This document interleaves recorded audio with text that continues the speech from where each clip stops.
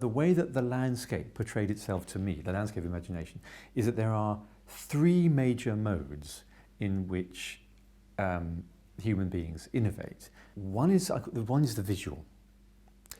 The second is the textual, through words. And the third is the apophatic. It's neither textual nor visual. You imagine nothing, but it's abstract thought. We'll get to that in a little. It's a wonderful world. But the visual world, so visual thinking, now clearly visual art is where that is. One visualizes the world, but the story of painting, the story of visual art, right from its early cave-dwelling days through Impressionism and to modern art, of course, carries so many interesting themes of imagination and our engagement with the world. So homing on one example, the Impressionists, which I happen to love, and I wonder if it's because I'm a scientist I sort of love them, famously created the surface of the canvas as a legitimate object to consider in itself, as well as what is portrayed. So when you look at Impressionist painting, there's this continuous change of focus from the canvas and the technique and to what lies beyond. In fact, then there's a third one, which is what it calls the impression it creates in our minds. When I'm talking to an astrophysicist or a biologist or many scientists, my account of self was one of them, think visually. The same structure is happening.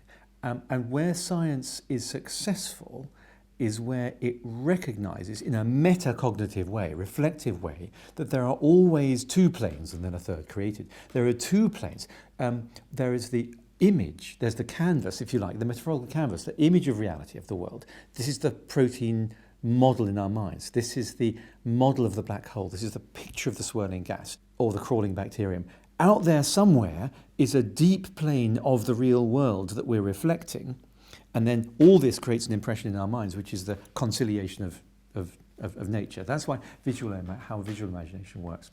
Textual imagination is this extraordinary coincident origin, one example of that anyway, of the novel and experimental science. I mean, just read you two brief little quotes of this. This is Priestley, the chemist, 18th century Priestley, discoverer of oxygen, talking about fiction. He says, works of fiction resemble those machines which we contrive to illustrate the principles of philosophy, such as globes and orreries. He's right. There is something about the creation of little subworlds or models of subworlds that the experimental method urges us to do that bears a very strong similarity to the idea of writing a work of literature in which one sets up an abstract, slightly artificial, certainly circumscribed world of characters. You endow them with their own dynamics and relations and you let them get on with it and you discover what they do. Here's Henry James, the novelist, writing in his view of the novel The Art of Fiction, 1884. Priestley was 1761. Art, says James, lives upon discussion, upon experiment, upon curiosity, upon variety of attempt, upon the exchange of views and the comparison of standpoints. In that quote from James, change art for science, and you have a description of precisely how the scientific community go about creating and debating their science. So there's something about the early modern period, that zeitgeist, that says we can learn about nature by creating artificial, circumscribed, extracted subsets of it. That was Francis Bacon's great innovation. And by the way, it's not obvious. We should by no means criticize the medievals for not having invented the experimental method. For how could one hope to learn anything about nature by doing something as artificial and as partial and as oversimplified as an experiment? The third wonderful world, just when you have erased all image, all picture, and erased all words, you have nothing in your hands and you expect to see nothing, you expect to see a vacuum. That is the abstract world in which mathematics and music dwell. So that's the third world, the world of imaginative innovation. We can imagine into wordless and pictureless spaces of immense dimension.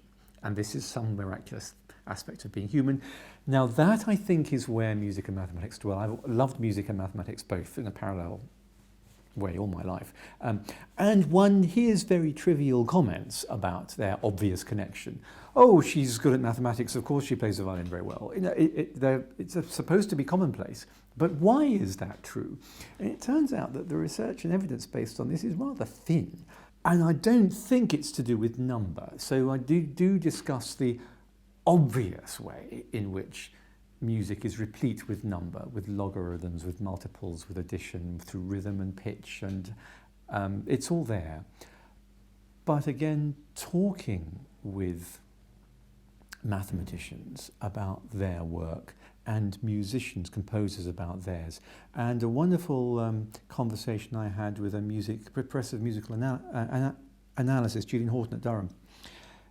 The penny dropped when Julian said to me, in the course of some work we were doing, what distinguishes the composers of the greatest rank, he said, is their ability to pose themselves harmonic problems and to solve them in the course of their artistic composition. He might have been describing the genius of mathematical proof, where proofs, you see, are artistic and creative. Theorems are there, but proofs require the construction of inventive and aesthetically pleasing halfway points in order to reach the resolution at the end. So there's a structural similarity between mathematics and music that started to emerge. So those are the three worlds of creativity that I've enjoyed exploring.